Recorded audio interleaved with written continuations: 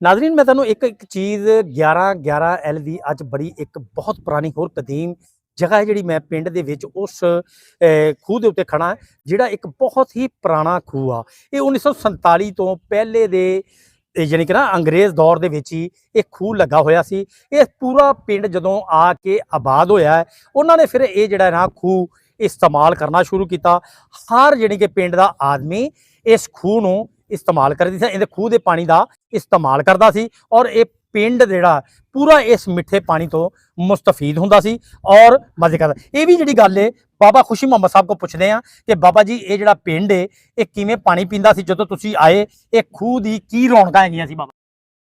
ਜਦੋਂ ਅਸੀਂ ਆਏ ਆ ਉਜੜ ਕੇ ਸੰਨ 47 ਚ ਉਦੋਂ ਚਾਰ ਖੂਹ ਦੇ ਵਿੱਚ ਬੋਕੇ ਚੱਲਦੇ ਸੀ। ਝੋਟੀਆਂ ਜੁੜੀਆਂ ਹੁੰਦੀਆਂ ਸੀ, ਉਹਨਾਂ ਦੇ ਕਿੱਲੀ ਲਾ ਕੇ ਪਾਣੀ ਭਰ ਕੇ ਤੇ ਮਸ਼ਕਾਂ ਨਾਲ ਪਾਉਂਦੇ ਸੀ। ਸਾਰਿਆਂ ਘਰਾਂ ਦੇ ਵਿੱਚ ਪਿੰਡ ਦੇ ਵਿੱਚ ਸਾਰਾ ਪਿੰਡ ਇਸੇ ਖੂਹ ਦਾ ਪਾਣੀ ਪੀਂਦਾ ਸੀ। ਮੁੜ ਕੇ ਖੂਹਾਂ ਬਣ ਗਈਆਂ, ਮੁੜ ਕੇ ਹੌਲੀ ਹੌਲੀ ਨਲਕੇ ਲੱਗਣ ਲੱਗ ਪਏ। ਹੁਣ ਮੋਟਰਾਂ ਚੱਲ ਪਈਆਂ। ਇਹ 10-12 ਸਾਲ ਹੋ ਗਏ ਬੰਦ ਹੋ ਗਿਆ ਖੂਹ। ਖੂਹ ਖੜਾ ਹਜੇ ਵੀ ਚੌਂਕ ਦੇ ਵਿੱਚ 11 ਦੇ ਵਿੱਚ ਗੁਜਰਾਂ ਵਾਲੀ ਚ। ਤੇ ਬਾਬਾ ਜੀ ਇਹਦਾ ਖੂਹ ਦਾ ਜਿਹੜਾ ਪਾਣੀ ਹੈ ਪਾਣੀ ਬਹੁਤ ਮਿੱਠਾ ਸੀ, ਮਿੱਠਾ ਪਾਣੀ ਸੀ। ਪਹਿਲਾਂ ਬੰਗਲਿਓ ਲਿਆਉਂਦੇ ਹੁੰਦੇ ਸੀ, ਫਿਰ ਇਹ ਖੂਹ ਲੱਗਾ। ਖੂਹ ਦਾ ਫਿਰ ਪਾਣੀ ਸਾਰਾ ਪਿੰਡ ਪੀਂਦਾ ਰਿਹਾ। नाज़रीन तुसीं हुण ये बाबे खुशी मुहम्मद दियां मिठियां मिठियां गल्लां सुनियां। ये इन्हां दा ये कहण सी 1947 दे विच जदों असीं पिंड दे विच इत्थे आबाद होए आ उदों ये जिहड़ा खूह है साडे अकब दे विच कैमरामैन तुहानूं दिखा भी रिहा है।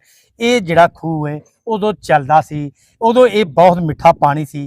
पूरा पिंड जिहड़ा है गाँव ये घर घर बंदे इत्थे जिहड़े झीर रखे होए सी वो पानी मशकां दे नाल ਇੱਥੇ ਜਿਹੜਾ ਹੈ ਘਰ ਘਰ ਦੇ ਵਿੱਚ ਦਿੰਦੇ ਸੀ। ਚਾਟੀਆਂ ਦੇ ਵਿੱਚ ਅਸੀਂ ਪਾਣੀ ਜਿਹੜਾ ਸਟੋਰ ਕਰ ਲੈਂਦੇ ਸੀ। ਪਾਣੀ ਇੰਨਾ ਮਿੱਠਾ ਹੁੰਦਾ ਸੀ ਕਿ ਜਿਵੇਂ ਸ਼ਰਬਤ ਹੈਗਾ। ਹੁਣ ਉਹ ਜ਼ਮੀਨਾਂ ਨਹੀਂ ਰਹਿ ਗਈਆਂ, ਹੁਣ ਉਹ ਪਾਣੀ ਨਹੀਂ ਰਹਿ ਗਏ, ਹੁਣ ਉਹ ਗੱਲਾਂ ਨਹੀਂ ਰਹਿ ਗਈਆਂ। ਹੁਣ ਘਰ ਘਰ ਦੇ ਵਿੱਚ ਨਲਕੇ ਲੱਗ ਗਏ, ਮੋਟਰਾਂ ਲੱਗ ਗਈਆਂ, ਪੰਪ ਲੱਗ ਗਏ, ਮੁਹੱਬਤਾਂ ਖਤਮ ਹੋ ਗਈਆਂ, ਉਹ ਗੱਲਾਂ ਬਾਤਾਂ ਵੀ ਖਤਮ ਹੋ ਗਈਆਂ। ਜਦੋਂ ਅਸੀਂ ਇੱਥੇ ਆਬਾਦ ਹੋਏ ਆ ਅਸੀਂ ਕਹਿੰਦੇ ਬੜਾ ਕੁਝ ਦੇਖਿਆ ਕਿ ਅਸੀਂ ਜਿਹੜਾ ਹੈ ਉਹ ਜਿਹੜੇ ਬੰਦੇ ਰੱਖੇ ਹੁੰਦੇ ਸੀ ਉਹਨਾਂ ਨੂੰ ਜਦੋਂ ਸ਼ਮਾਈ ਆਉਂਦੀ ਸੀ ਅਸੀਂ ਉਦੋਂ ਜਿਹੜੀ ਵੀ ਅਸੀਂ ਫਸਲ ਹੁੰਦੀ ਸੀ ਸ਼ਮਾਈ ਦੀ ਫਸਲ ਹੋਣੀ ਅਸੀਂ ਉਹਨਾਂ ਨੂੰ ਦਾਣੇ ਦੇਣੇ। ਅਗਰ ਮੁੰਜੀ ਹੋਣੀ ਤੇ ਮੁੰਜੀ ਦੇਣੀ, ਸਰੋਂ ਹੋਣੀ ਤੇ ਸਰੋਂ ਦੇਣੀ। ਜਿਹੜੀ ਵੀ ਚੀਜ਼ ਹੈ ਉਹ ਬੰਦੇ ਹਾਇਰ ਕੀਤੇ ਹੁੰਦੇ ਉਹ ਮਸ਼ਕਾਂ ਦੇ ਨਾਲ। ਯਾਨੀ ਕਿ ਕਿੱਦਾਂ ਸਾਦਾ ਦੌਰ ਸੀ। ਉਸ ਉਦੋਂ ਹੈਪਾਟਾਈਟਸ ਵੀ ਨਹੀਂ ਸੀ ਹੈਗੀ, ਉਦੋਂ ਕੋਈ ਬਿਮਾਰੀ ਵੀ ਕੋਈ ਨਹੀਂ ਸੀ, ਉਦੋਂ ਜਿਗਰ ਦੀ ਬਿਮਾਰੀ ਵੀ ਕੋਈ ਨਹੀਂ ਸੀ, ਉਦੋਂ ਯਾਨੀ ਕਿ ਦਿਲ ਦੇ ਜਿਹੜੇ ਕਿ ਅੱਜ ਕਹਿੰਦੇ ਨੇ ਵਾਲ ਬੰਦ ਹੋ ਗਏ, ਉਦੋਂ ਹਾਰਟ ਅਟੈਕ ਵੀ ਕੋਈ ਨਹੀਂ ਸੀ। ਮਸਨੂਈ ਚੀਜ਼ਾਂ ਸੀ। ਲੋਕ ਫਸਲਾਂ ਦੇ ਵਿੱਚ ਜਾਂਦੇ ਸਨ, ਤਾਜ਼ੀਆਂ ਚੀਜ਼ਾਂ ਸਾਗ ਦੇ ਨਾਲ ਸ਼ਾਮ ਦੇ ਖਾਣੇ ਚੱਲਦੇ ਸਨ, ਰੋਟੀਆਂ ਚੱਲਦੀਆਂ ਸਨ ਔਰ बेहतरीन बह के दस्तरखान लगता सी। उदों जणी सस्ते दौर सन। आंढी गुआढ़ी दे सालन ना पकिया होना उन्होंने जाके देना, उनके नाल बह के रोटी खानी ना होना, उन्होंने कहना भलिया साडे वाल आ जा। मक्खन उदों चलते सी। हुण तो जिहड़े डालडा घ्यो ने वो 1000 करीब चले गए ने। सस्ते दौर कौडियां दे विच उदों मिलते सी मक्खन ते देसी घ्यो। उदों मुहब्बतां भी ते सच्चियां ही सन। हुण मुहब्बतां जिहड़ियां ने डालडा घ्यो वालियां ही सानू मिलदियां पईयां ने। कोई मुहब्बत नहीं रह गई, कोई भाईचारा नहीं रह गया, कोई किसी की इज्जत महफूज नहीं रह गई, कोई किसी की जिहड़ी कि जमीन महफूज नहीं रह गई। एक दूसरे उत्ते डाका अगर कोई देखा जाए, चोरी अगर किसी देखा जाए, किसी दे बेईमानी अगर देखा जाए, किसी दे नाल कोई नौसरबाजी, उदों ये दौर नहीं सी हैगे। लोग दुनिया तो चले गए लेकिन ईमान दे नाल उन्हां दे नाल वो किसी दी चोरी करन तो डरदे सन। वो कहंदे सन ओ भलिया अगे जाके रब नूं की मूंह दिखावांगे। वो लोग मस्जिदां दे विच ते भज भज के नहीं सी जांदे लेकिन उन्हां दा ईमान इन्ना सी कि उन्हां ने किसी दे नाल बेईमानी करन तो पहले वो घबरा जांदे सी। वो कहंदे सी नहीं भुखे ते रह लेना, मंगते खा लेना, ਪਰ ਚੋਰੀ ਕਿਸੇ ਦੀ ਨਹੀਂ ਕਰਨੀ। ਆਪਣੀਆਂ ਔਲਾਦਾਂ ਨੂੰ ਇਹ ਸਬਕ ਦਿੰਦੇ ਸਨ। ਅੱਜ ਜਿਹੜਾ ਹੈ ਬਾਬਾ ਖੁਸ਼ੀ ਮਾਮਾ ਸਾਹਿਬ ਨੇ ਸਾਨੂੰ ਇਹ ਸਾਰਾ ਕੁਝ ਹੀ ਦੱਸਿਆ ਕਿ ਸਾਡੇ ਵਾਲਦੀ ਨੇ ਆ ਕੇ ਇੱਥੇ ਜਗ੍ਹਾ ਦੀ ਡਿਮਾਂਡ ਵੀ ਨਹੀਂ ਕੀਤੀ, ਯਾਨੀ ਕਿ ਇੱਥੇ ਜਗ੍ਹਾ ਵੀ ਨਹੀਂ ਪਵਾਈ। ਉਹਨੇ ਆਖਿਆ ਬੱਚਿਓ ਮਿਹਨਤ ਕਰੋ। ਉਹਨਾਂ ਨੇ ਖੱਡੀਆਂ ਤੇ ਇੱਥੇ ਬੁਣ ਲਈਆਂ, ਆਪਣੇ ਬੱਚਿਆਂ ਨੂੰ ਮਿਹਨਤਾਂ ਤੇ ਕਰਾ ਲਈਆਂ। ਗੌਰਮੈਂਟ ਕੋਈ ਜਗ੍ਹਾ ਵੀ ਨਹੀਂ ਲਈ, ਨਾ ਉਹਨਾਂ ਨੇ ਆਪਣੇ ਪੈਸੇ ਦੀ ਡਿਮਾਂਡ ਕੀਤੀ। ਉਹਨਾਂ ਨੇ ਮਿਹਨਤ ਤੇ ਤਰਜੀਹ ਹੱਦ ਕਰਕੇ ਉਹ ਦੁਨੀਆ ਤੋਂ ਇਹਨਾਂ ਦੇ ਵਾਲਦੀਨ ਚਲੇ ਗਏ। ਲੇਕਿਨ ਇਹ ਕਹਿੰਦੇ ਨੇ ਅਸੀਂ ਵੀ ਮਿਹਨਤ ਕਰਕੇ ਅਸੀਂ ਬਹੁਤ ਕੁਝ ਯਾਨੀ ਕਿ ਪਾਇਆ, ਯਾਨੀ ਕਿ ਅਸੀਂ ਨਾ ਚੋਰੀਆਂ ਕਰਦੇ ਆ ਨਾ ਚਕਾਰੀਆਂ ਕਰਦੇ ਆ। ਜਿਵੇਂ ਸਾਡੇ ਵੱਡਿਆਂ ਨੇ ਉਮਰਾਂ ਗੁਜ਼ਾਰੀਆਂ ਨੇ, ਸਾਨੂੰ ਉਹ ਜੋ ਕੁਝ ਸਬਕ ਦੇ ਕੇ ਗਏ ਨੇ, ਅੱਜ ਵੀ ਇਹ ਸਾਦਾ ਲੋਕ ਆਪਣਾ ਜਿਹੜਾ ਇਸੇ ਸਾਦਾ ਜ਼ਿੰਦਗੀ ਜਿਵੇਂ ਵਾਲਦੀਨ ਨੇ ਇਹਨਾਂ ਨੂੰ ਸਬਕ ਦਿੱਤਾ ਉਸੇ ਤਰ੍ਹਾਂ ਹੀ ਆਪਣੀ ਸਾਦਾ ਜ਼ਿੰਦਗੀ ਗੁਜ਼ਾਰ ਰਹੇ ਨੇ। ਅਗਰ ਮੈਂ ਅੱਜ ਆ ਕੇ ਬਾਬਾ ਖੁਸ਼ੀ ਮੁਹੰਮਦ ਨੂੰ ਮਿਲਿਆ, ਜਿਹੜਾ ਅੱਜ ਸਾਲ ਪਹਿਲੇ ਮੈਂ ਵਿਲਾਗ ਇਹਨਾਂ ਨਾਲ ਕਰਕੇ ਗਿਆ ਸੀ, ਉਸੇ ਹਾਲਤ ਦੇ ਵਿੱਚ ਹੀ ਇਹਨਾਂ ਨੂੰ ਦੇਖਿਆ, ਹੱਥ ਵਿੱਚ ਸੋਟਾ, ਉਹੀ ਕਮੀਜ਼, ਉਹੀ ਪਗੜੀ ਤੇ ਜੁੱਤੀ ਵੀ ਨਾਜ਼ਰੀਨ ਉਹੀ, ਕਿਉਂਕਿ ਇਹ ਸਾਦਾ ਲੋਕ ਆ। ਇਹਨਾਂ ਨੂੰ ਇਹਨਾਂ ਚੀਜ਼ਾਂ ਦੇ ਨਾਲ ਕੋਈ ਮੁਹੱਬਤ ਨਹੀਂ ਹੈਗੀ।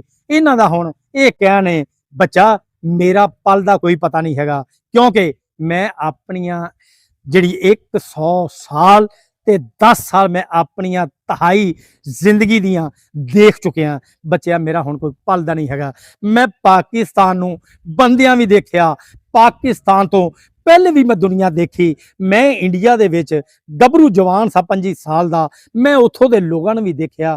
ਲੇਕਿਨ ਮੈਂ ਜਦੋਂ ਪਾਕਿਸਤਾਨ ਬਣ ਕੇ ਆਇਆ ਮੈਂ ਉਦੋਂ ਵੀ ਵੇਖਿਆ। ਮੈਂ ਪਾਕਿਸਤਾਨ ਦੇ ਵਿੱਚ ਆ ਕੇ ਹੁਣ ਵੀ ਲੋਕਾਂ ਨੂੰ ਦੇਖਿਆ, ਉਹ ਲੋਕ ਸੁਚਲ ਸਨ ਤੇ ਇਹ ਲੋਕ ਜਿਹੜੇ ਨੇ ਉਹ ਲੋਕ ਨਹੀਂ ਹੈਗੇ। ਅੱਜ ਹੱਥ ਤੇ ਮਾਰ ਕੇ ਇੱਕ ਦੂਸਰੇ ਨਾਲ ਫਰਾਡ ਹੋ ਰਹੇ ਨੇ, ਲੋਕਾਂ ਦੇ ਨਾਲ ਪਤਾ ਨਹੀਂ ਕੀ ਹੋ ਰਿਹਾ। ਮੈਂ ਖਬਰਾਂ ਤੇ ਨਹੀਂ ਟੀਵੀ ਦੇਖ ਸਕਦਾ, ਲੇਕਿਨ ਮੈਂ ਖਬਰਾਂ ਸੁਣਦਾ ਰਹਿਣਾ। ਮੈਨੂੰ ਹਰ ਤਰ੍ਹਾਂ ਦੀ ਮਾਲੂਮਾਤ ਅੱਜ ਵੀ ਹੈ, ਮੈਂ ਸੁਣ ਵੀ ਸਕਦਾ, ਲੇਕਿਨ ਅੱਲਾਹ ਪਾਕ ਨੇ ਮੈਨੂੰ ਹਜੇ ਵੀ ਬਣਾਈ ਦਿੱਤੀ ਹੈ, ਮੇਰੇ ਹੱਥ ਵੀ ਕੰਮ ਕਰਦੇ ਨੇ।